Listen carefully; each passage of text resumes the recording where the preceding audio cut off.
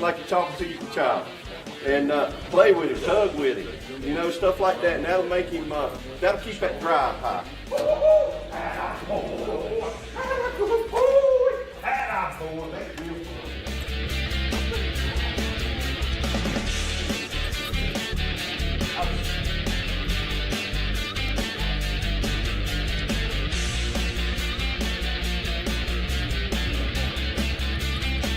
If you're pulling, don't bother.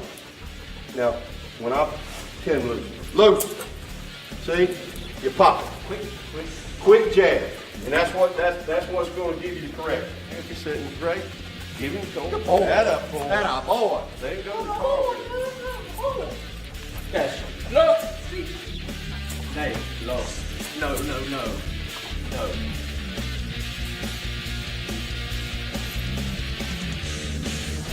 You know, get back and do something good. Okay. Heel.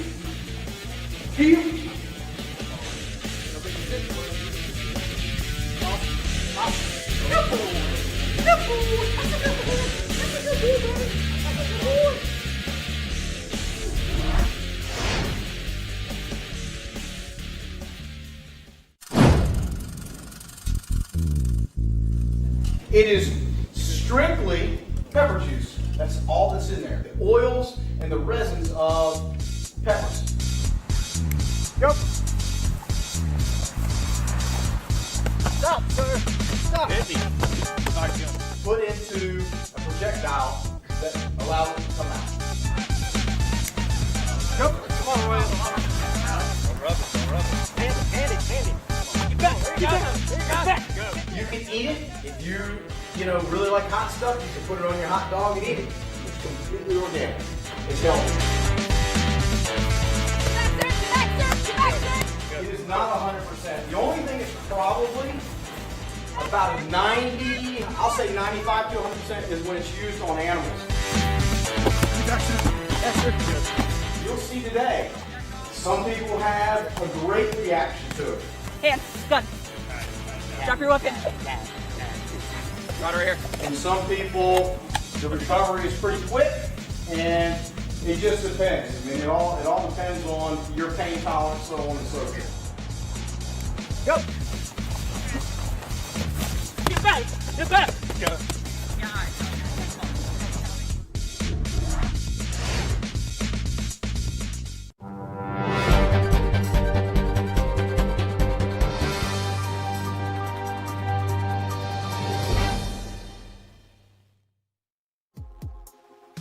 Welcome to the Uniformed Reality Vidcast. Unfiltered, unbuttoned, and no doubt unapologetic. Here we are, another episode. Exciting. I mean, it just seems like yesterday that we just dropped episode 1, but right back into the thick of things with just as much heavy-duty content to chat through this go-around as the last time we went around the maypole. You have this pandemic that continues to percolate, violent crime. We're going to really unpack that. That thing violent crime just continues to surge even in the midst of this pandemic. And I guess the biggest news we're going to talk about is the announcement not too long ago that Charlotte Police Department's getting a brand new police chief. So we're going to talk about all of that. Before we do, I want to introduce myself. I'm Rob Tafano with Charlotte-Mecklenburg Police Department, again, along with my partner in crime, Officer Blake Page. What's going on, my man? I hate to pick back up where we left off on that last episode about violent crime, but violent crime's impacting the entire community, and I think we would be foolish to not at least start off with that before we get into what everybody wants to hear about the new police chief, which is exciting. But just over this recent past week, there have been almost 70 people victimized by homes that were shot into. In the midst of a pandemic, under all intent and purposes, stay-at-home orders, you have more people home and more homes that are being shot into. Yeah, and Rob, even worse, it's not one area of Charlotte. It's out of all those shootings, it was across 8 of our 13 divisions. That's incredible. So that kind of puts to rest the notion of, I don't give a hoot. It's not my backyard. That's somebody else's problem. Right. That's just straight up BS, at least if you're following the data. It can and is happening all across the city. You had a 15-year-old kid, driving, learner's permit, with his mother in the car, gets shot and killed right in front of his mother over his cell phone. 15 years old. Northeast Charlotte. Oh, by another teenager. 18-year-old gunman, suspect with a violent criminal history, who takes the life of this 15-year-old over a cell phone. I mean, this is over a cell phone. This is where we are right now as a community. And you would think as we're in the midst of this pandemic, people are pulling together. It's infuriating. It's absolutely infuriating. And what it's going to take is it's going to take people caring enough at a much bigger scale than what it is right now. This is what it was really telling for me, where the priorities were and how violent crime was taking a back seat to the pandemic. We had a victim that was in an ambulance in West Charlotte not too long ago, chest pains, in an ambulance, getting ready for that victim to be transported off to the hospital. Something develops out there. Someone goes into that ambulance, a gunman goes into that ambulance and shoots and kills the victim in that ambulance. Now, obviously, you want to talk about man bites dog kind of story for the press. So we're bracing for every possible question that could possibly present itself when we hold a press conference out there on the scene. And, to their credit, a question or two about the incident. We're about 45 seconds into this thing. The media starts going down the COVID rabbit hole. That's when it struck me of just how big of a deal this COVID thing is and just how much of a backseat that violent crime is taking to COVID. On one hand, it's good to get all that information out there. Yeah. But at what point do you become tone deaf to the same stories, to the same information? I think there's a healthy balance to information, and I feel that balance is not necessarily there right now because of how COVID is impacting not only us locally, but as a nation. And we talk all the time about, we need to get out in front of the community, and there are certain topics that you really want to tread lightly with. There's other topics that are just so grave that you want to thump the lectern. I go so far as to say this is such a concern, you want to pick the lectern up and throw it through a window. I mean, that is where we are with this thing. I hope that the community understands just how grave of a concern that this is for law enforcement, the work that we're doing to really address it, and more importantly, what they can do to help us along in that regard. Definitely something we all have to keep our eye on and work tirelessly to get our arms around, because this thing, if things don't shape up soon, we're going to start seeing a lot more of those tragedies. Big news that came out not too long ago from the city manager about a new police chief. We're getting a new police chief in the not too distant future, right after the RNC. Deputy Chief Johnny Jennings, 28-year vet with the department. What are your thoughts? What are you hearing on the streets? I'm excited to get to see him more and more as the days develop. He's hard to catch. He's almost like a moving target. Oh, hitting that guy. That's exactly right. He is. He's like hitting a moving target. The guy's always on the go. And I wish I could bottle that energy and take a sip of that, because I've never seen somebody with the kind of energy that this guy's got. Yeah, Rob, I think his bio speaks for his experience. I have heard so many people talk about this man and his approach to family. Despite that man's calendar, and you better believe it is just slamming over the last couple of days, he found a couple of minutes to sit down and speak with me one-on-one, and I want the community to get to know him just as well as I do. Listen to you really closely when the announcement came out with the city manager, and you used the word humbled a lot, and that's not lip service. I remember having an off-the-record conversation with you when you first got in the news. You are and were really humbled by this. Oh, yeah, absolutely. I mean, you look at this organization, and going back to 1992 when I joined, if you told me that I'd be introduced as the top cop in Charlotte instead of retiring, then I would have said you're lying. You get that call from the city manager, and what's your reaction there? Yeah, it was a total shock to me. I felt like, of course, you go into any kind of process and you want to feel like, hey, I'm going to be the guy. And So when you do that, you have that confidence, but at the same time, there's always a little something in the background wondering if it's going to happen. My family couldn't be more excited, my wife and kids, and they're just happy to be staying in Charlotte. So I've known you for a long time, and when I think Johnny Jennings, you hit it right on the head. I think family, that's the first and foremost thing that comes to mind. Yes.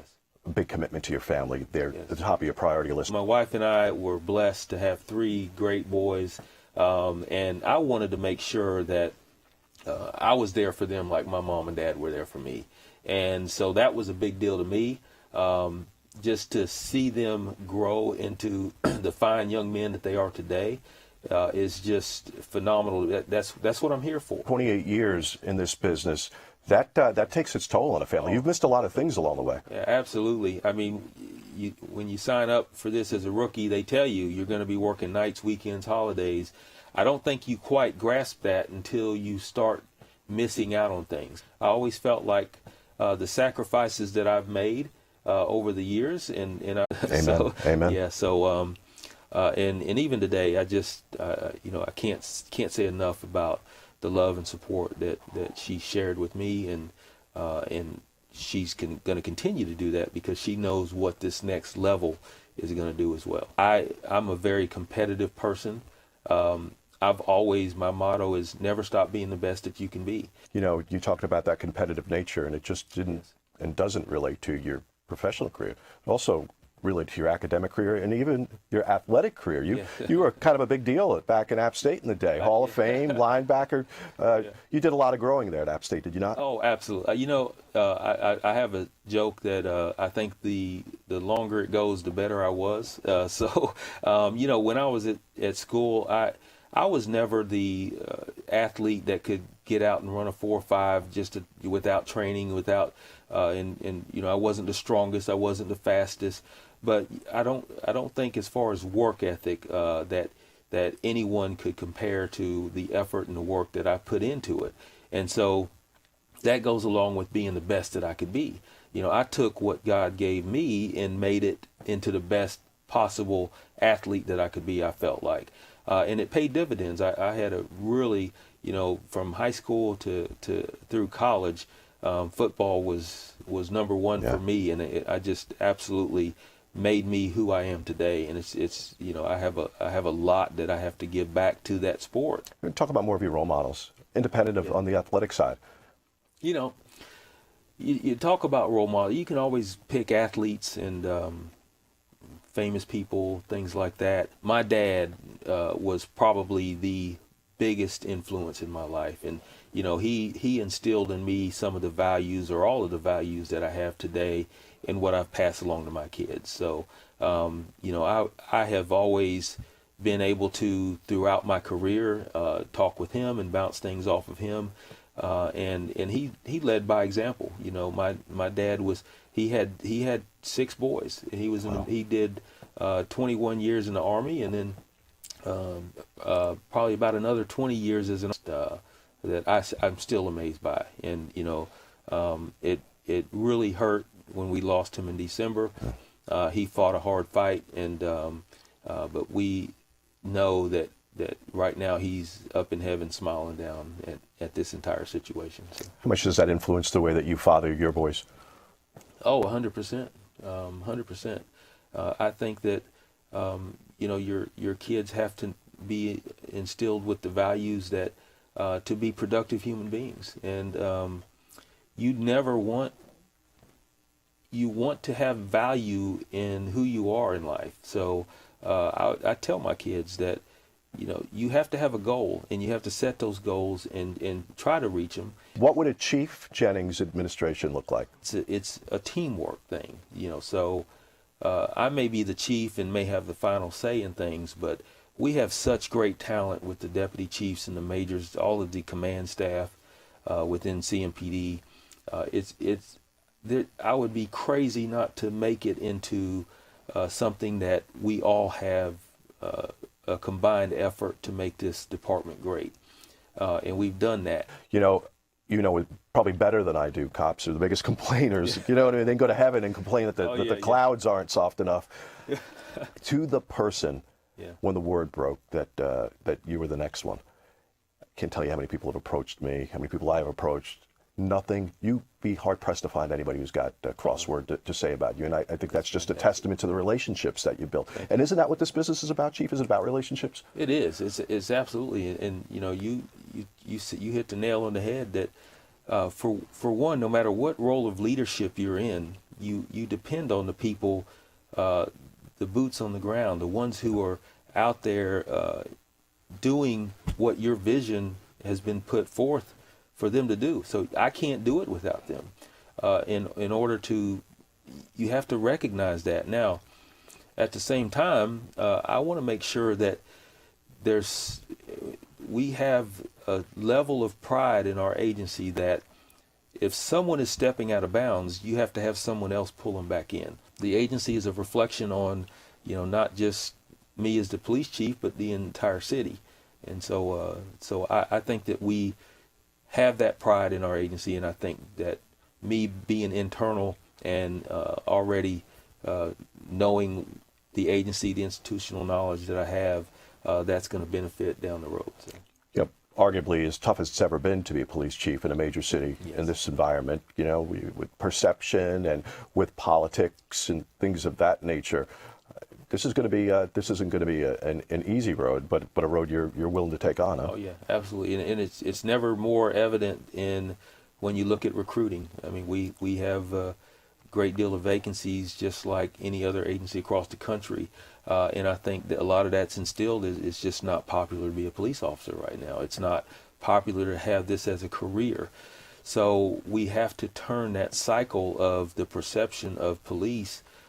You know, the fact of the matter is, we have over 600,000 contacts in any given year, and for the most part, one of those incidents, and it doesn't even have to be in Charlotte, just a single incident somewhere can spark negativity towards the police across the entire country, where the truth is the majority, or the overwhelmingly majority of our contacts are very cordial and peaceful and go exactly as planned. It's when they don't go as planned that we have issues, and when they don't go as planned, when we have to make sure that we're accountable, we're upfront with the community, and we're given as much as we can to clear any false information that might be out there. You know, Chief, despite the department's best efforts historically with building and continuing to foster community trust, there's still, those in society and in our very community that have a really difficult time trusting the profession. Yes. How do we get around that? And what can you do under your administration maybe to bridge those differences and build on some trust? Yeah, absolutely. You have to prove it. I mean, you have to do it by example. Now, I'm not going to be so naive to think that no matter what we do, there are people out there that just, it doesn't matter what you do. It doesn't matter, you could be the greatest police agency in the world. They're never going to come on board to join you in efforts to make this community better. Their goal is to dislike the police. And so the focus, I think, should be the ones that are willing to look at your profession and willing to have a different view and get to know you. And, Chief Putney says it all the time, and I'm not saying anything new, that it's hard to hate up close. And whenever I hear him say that, I think, you know what, that's right. You can talk about people and bash people when you're not away from them or if you don't know a lot about them. But what he means by up close is when you get to know someone, that dislike you have will change. A lot of times it will change. And that's not only just for people getting to know the police; it's the police getting to know the people. And you're following in the footsteps of some pretty great leaders. You did Daryl Stevens, and you did the Rodney Monroes, and now the Kerr Putneys, and I'm sure that's not lost on you. I so admired Daryl Stevens, Rodney Monroe, Kerr Putney now, and you always look at, to me, at that role seemed bigger than life. So to be able to have the opportunity to be cast in that same role is so humbling for me. Let me go back to Chief Putney. I've always said he's one of the finest leaders that I've ever been around. And he gave me and I was saying a little softer. I was saying that jokingly because I guess nice guy. He's a little more stern. But I told him, I sat down and talked to him one day. I said, wow, that's just not who I am. I want to be able to do that more, but that's just not who I am. And he gave me the best advice that he has ever given me then, and said, you lead based on what your personality is, and not try to be someone else, because Darrell Stevens had his style, Rodney Monroe had his style, Chief Putney has his style. It works for all of them. I have my style. When he says he's humbled at that lectern during the announcement, I know the man, and I mean, he was tearing up when we were talking the other. I hope I'm not softening your image too much here, but I mean, the man is truly, truly humble. More and more convinced every time that we have one of the best departments in the country, and we live in one of the best cities in the country. Excited to get after it? I am. I'm excited, anxious a little, and just looking forward to it. So, the next several months are going to be really intriguing to see how it all comes together. And actually, you know what? I think kind of exciting to see the way that a Jennings administration is going to shape up. You had an experience with Chief Jennings, during your time in North Tryon that really stuck with you. You were telling me that was an intriguing story. Yeah, so I think I'd only been on for about 2 or 3 years at the time. And there was an officer in Georgia that was killed in the line of duty. This officer was originally from same hometown as me, Rochester, New York, grew up in the same neighborhoods. And his department was transporting his body to New York to be buried. And as captain, I went through my chain of command, and I went to Jennings, and I said, hey, sir, I'd like to go to this funeral. Are you okay with that? And I had his full blessing to go to New York and represent CMPD. And pay our respects to this officer that was killed in the line of duty. And that always stuck with me. What do you just show up? We come back and you're just on a chair, and Tommy one take. Oh, he's in the chair now. When you guys call, I show up. I'm just here to give my 2 cents for anybody that cares. I couldn't get rid of me. I was telling him he's like a cat. You feed this guy once, and you're not going to be able to get rid of him. Well, in 5 episodes from now, when I'm not here, we'll realize no one cared, and that's why I'm not here. So how is this heavily promoted and highly talked about and anticipated franchise of yours, this big secret of yours, coming together? Any headway, any progress? Of course not. It's a slow roll, and hey, no secret, there's this thing out there called COVID, and I think that's kind of pushed things back a little bit. We're trying to be responsible, and it'll make more sense once we roll it out, while we had to push the pause button a little bit. Yeah, no, I get it, the pandemic's just got everything just twisted in knots, upside down, and hopefully we'll start to see some of that evaporate in the not too distant future. Getting close. Closing thoughts? We've got a lot going on. It's exciting. What a better time for the department, for the city, to take this change, this pressure of change, no matter what it is, and just catapult into the next era of Charlotte. We have some final thoughts, Tommy. One take. I'll just say what he said. I think Blake summed it up pretty well, and who am I to try to jump over him? So. Well, who are you to just jump over people? We can unpack that. Maybe that's another segment too, because there seems to be a pattern of that going on. Tommy, one take. Yeah. I think maybe next week could just be me up here by myself. Maybe that's what the people really want to hear and see. What'd your wife think of the first episode? Did she mad at you because you just kind of put stuff out there like that?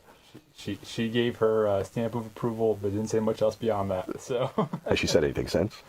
Hey, we're still married. All right, is she still talking to you? We are still a success story for eHarmony. And we'll keep everyone, and for those who've never joined us, the first go round, shame on you. I'd highly encourage you to go back and take a look.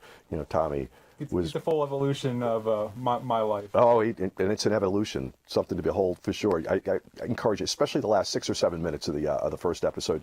You'll learn a heck of a lot more about Tom. Maybe a lot more than you'd ever want to know. But don't forget the new chief. Maybe me and you need our own one-on-one. Really dive in. Be like a therapy session on the couch. For which one of us? I think we're both in dire need of just that. I can't speak for you, but hey, anything you can do to help, because this is a disaster.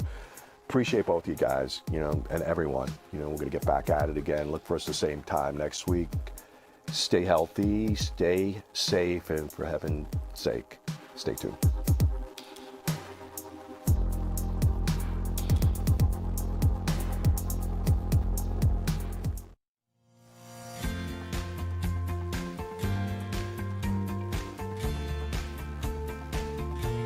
Hi, I'm Christina Hamilton. I'm the Senior Manager for Tobacco Control at the American Lung Association. So part of my job is to help clients and patients quit smoking. The first 7 to 10 days after you quit smoking are definitely the hardest. And the effects that you're feeling are completely natural because your body is getting back to a new normal. Those first 3 to 5 minutes when that urge is the strongest, think about how you're going to fill that time with something else. I have 5 suggestions for you, but I completely encourage you to think of things that kind of work into your life and things that you're interested in. First off, you can call a friend or a family member. When you feel that urge to smoke, just immediately have that go-to person that you're going to contact. Second, you can play a game on your phone. There are tons, we're all very competitive when it comes to these things. You can definitely choose to play a game on your phone. Next is to take a quick walk around the block. And during that time, do some deep breathing exercise. Really try to relax yourself and really distract yourself from that urge that you're having. And another tip that you can use to overcome that urge is to drink some water. Staying hydrated is important for a number of reasons, and it's a great option while you're trying to overcome that urge. Fifth is to leave that situation. If there's something that's triggering your urge to smoke, making that urge even more strong, feel free to leave that situation. So those are just 5 things, but the most important thing is to just not turn to a cigarette. Find something to substitute that period when you have that urge. At the American Lung Association, we are here for you to support you on your quit process. So feel free to visit the American Lung Association's website at lung.org for more resources and tips to help you be successful in your quit journey.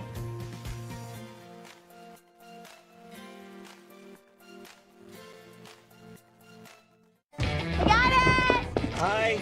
Can you help me? I got it. Thank you. Just like the rules to surviving Zombieland, there are steps you can take to be prepared for an emergency. It's the right thing to do. Talk with your family to make a plan.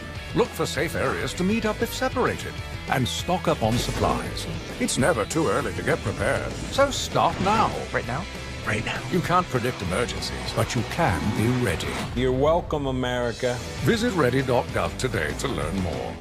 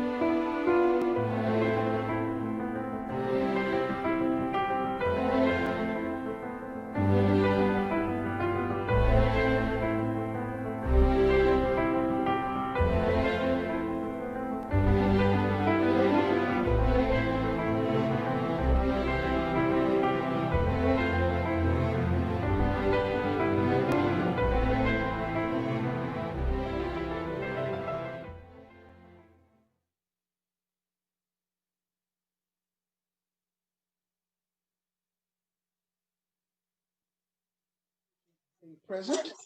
Let me welcome everyone to the June 9th, 2020 public. June 9th, that's the wrong one. Should have gotten the 16th.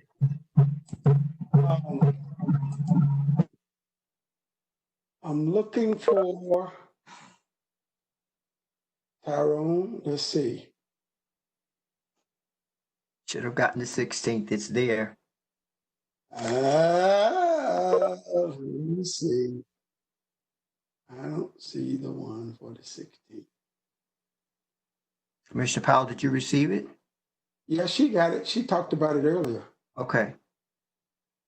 Let me check something else. I did a search. Didn't get it. Let me try another source. Hold on.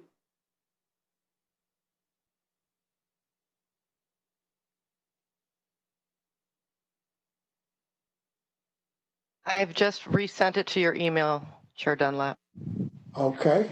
I'll wait for it to get here. If everybody will just hold on. Hold on. Holding.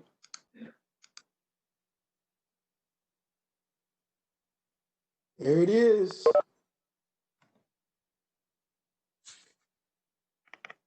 All right, let's start this all over again. Welcome, greetings. Welcome to our June 16th, 2020 meeting of the Mecklenburg County Board of Commissioners. The board continues to conduct business remotely due to our ongoing COVID-19 state of emergency. The public may join and follow the meeting by doing it online at mexnc.gov. You may also follow it on YouTube or follow us on Twitter or call in to the following number, 408-418-9388, 408-418-9388, and enter the following access code, 710-203-207-302. Again, 710-207-302. We'll begin the meeting tonight by having each board member identify him or herself so that the records will reflect who is present and participating in the meeting. I will introduce myself and then call upon each of my colleagues to do the same as I call out their respective district. I am George Dunlap. I am participating remotely. I represent the people of District 3, and I have the privilege of serving as chair of the board. Next, we'll introduce our at-large commissioners. Commissioner Pat Cotham. Thank you, Mr. Chairman. I'm Pat Cotham, County Commissioner at Large. And I did get your note earlier. Commissioner Ella Scarborough. Ella Scarborough, County Commissioner at Large. Commissioner Trevor Fuller. Good evening. This is Trevor Fuller. I'm honored to serve as a county commissioner at large, representing all the more than 1 million people who live in Mecklenburg County, and I'm participating in our meeting tonight remotely. Welcome. Commissioner District 1. Good evening. This is Commissioner Elaine Powell. I represent District 1, which is all of North Mecklenburg, Huntersville, Davidson, Cornelius, and North Charlotte. I also serve as vice chair, and I am participating remotely. Thank you. Commissioner District 2. This is Commissioner Vilma D. Leek, representing the most powerful district in the county. Welcome to all. Commissioner District 4. Good evening, everyone. My name is Mark Jarrell, and I represent the people of District 4, and I'm participating remotely. Commissioner District 5. Good evening. My name is Susan Harden, and I represent the 5th District. I am participating remotely. And Commissioner District 6. Good evening. I'm Susan Rodriguez McDowell, and I am participating remotely from beautiful District 6. Okay, for the record, all commissioners have acknowledged their presence for the meeting. Therefore, we do have a quorum. I will now ask the following persons to introduce themselves. Clerk to the board. Good evening, Emily Kunze, clerk to the board. Our deputy clerk. Good evening. This is Christine Smith, deputy clerk. our county manager, Good evening. This is Dina DiOrio, Mecklenburg County Manager. and our county attorney. Good evening, Tyrone Wade, County Attorney. All right, so before we get to tonight's homekeeping rules, our invocation tonight will be done by Commissioner Powell, followed by our Pledge of Allegiance. Commissioner Powell. Good evening. I will just again have a simple prayer. I pray for unity. I pray for compassionate leadership committed to building unity in Mecklenburg County. I pray that we will engage from a place in our hearts with love, recognizing each other as brothers and sisters. I pray that we each have an increased willingness to connect with each other and respectfully listen to and consider different perspectives. We have problems to solve. I pray for leadership dedicated to working together as we move forward on this journey. Amen. Amen. Would you now say the Pledge of Allegiance with me? I pledge of allegiance to the flag of the United States of America and to the republic for which it stands, one nation, under God, indivisible, with liberty and justice for all. Thank you.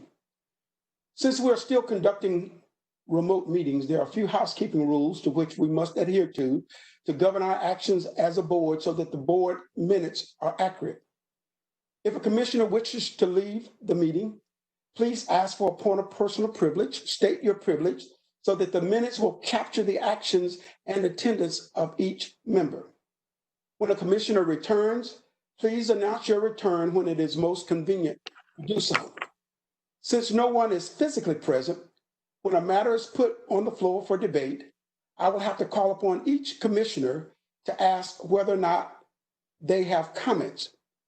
Please wait to be recognized by the chair before speaking, and please refrain from speaking while someone else is speaking or interrupting another speaker. May I also suggest that you end your comments by saying, "This concludes my comments." If a commissioner does not have any comments, please state, "I have no comments," or "I do not wish to speak on this matter."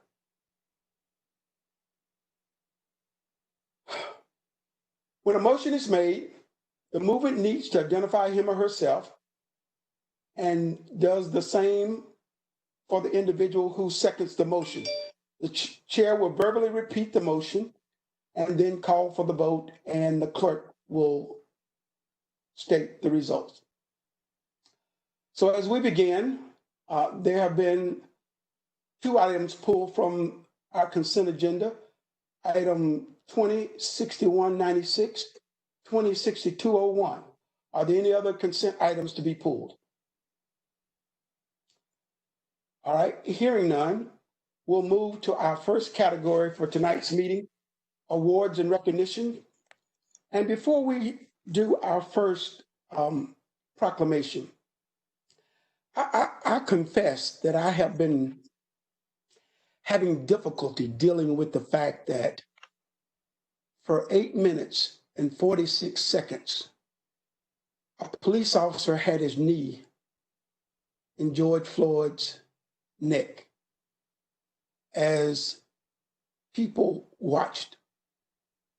There were children who watched, and a lot of people are really devastated. But some of us can't even imagine what that feels like and don't understand how long a period of time it was. So before we start tonight's proclamation, Madam Clerk, set the timer for 8 minutes and 46 seconds as we reflect on what happened on George Floyd.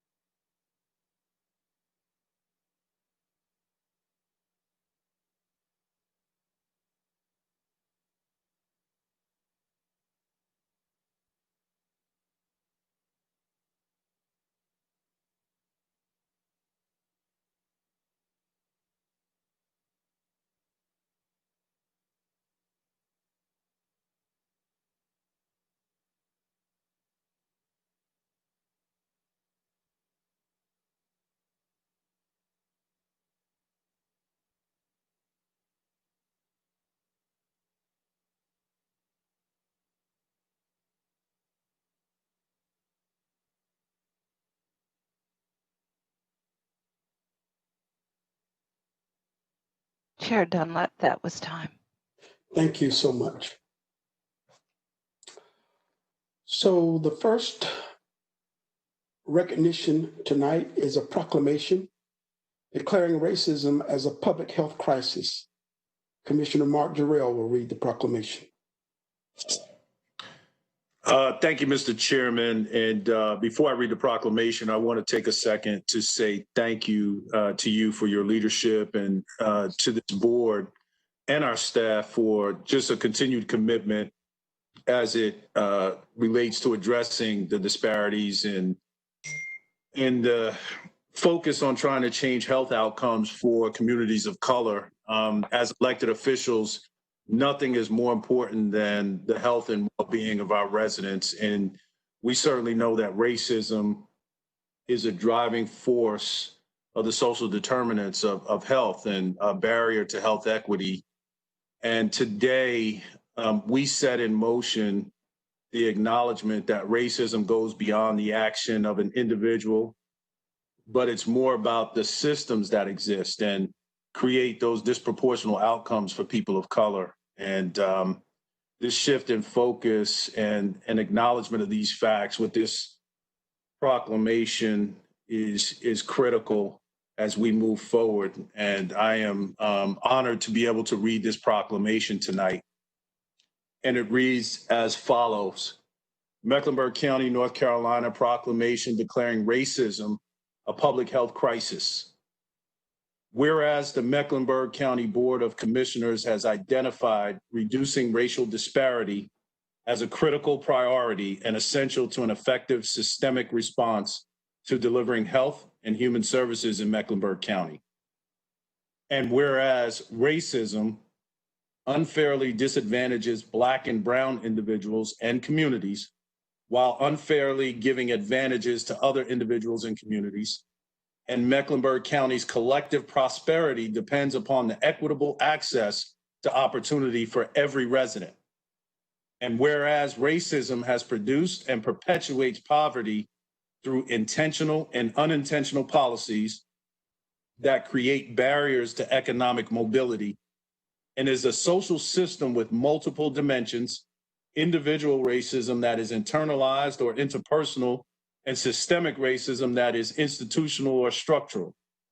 And whereas criminal justice practices have caused deep disparities, harm, and mistrust, African-American residents of Mecklenburg County are 8 times more likely to die of homicide, and 73% of homicide victims were African-American in Mecklenburg County.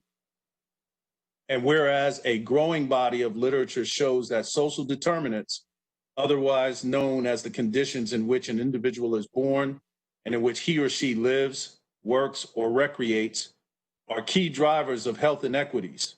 For generations, communities of color have failed COVID-19 cases and 41.2% of coronavirus deaths. And whereas Blacks are twice as likely to not have health insurance, 3 times more likely to experience chronic diseases, and 70% of new HIV infections. And whereas in 2006, the Board of County Commissioners received a report and recommendation on a call to action to eliminate health disparities in Mecklenburg County, yet the rates of disparity have widened. Now, therefore, be it resolved that the Mecklenburg County Board of Commissioners believes that racism can form the basis for a public health crisis affecting our entire county and should be treated with the urgency and funding of a public health crisis. Looking at racism in this way offers legislators, health officials, and others an opportunity to analyze data and discuss how to dismantle or change problematic institutions. Mecklenburg County will seek to promote racial equity through policies approved by the Board of County